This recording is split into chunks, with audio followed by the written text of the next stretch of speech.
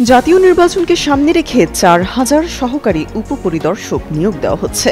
এর মধ্যে ৫০% নিয়োগ হবে সরাসরি আর ৫০% নিয়োগ হবে পদোন্নতির মাধ্যমে। পুলিশের মহাপরিদর্শক বাহারুল আলম বুধবার সচিবালয়ে সাংবাদিকদের প্রশ্নের জবাবে এসব তথ্য জানান।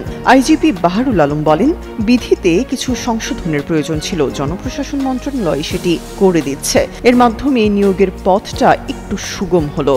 আইজিপি বলেন, প্রধান উপদেষ্টা কিছুদিন আগে বেশ কিছু ফোর্সের নিয়োগের বিষয়ে নীতিগতভাবে সম্মত হয়েছেন, সেগুলোর কাজই করা হচ্ছে। এ সময় জনপ্রশাসন মন্ত্রণালয়ের সিনিয়র সচিব মুখলেসুর রহমান বলেন, সচিবালয় পুলিশের আইজিপি ও একটি প্রতিনিধি দল এসেছিল। পুলিশ রেগুলেশনের ২-১টি সংশোধনের মাধ্যমে নিয়োগটা যেন দ্রুত হয়, সেজন্য একত্রে বসে সভা করা হয়েছে। এএসআই সহ অন্যান্য যে নিয়োগ চলছে সেগুলো দ্রুত হবে।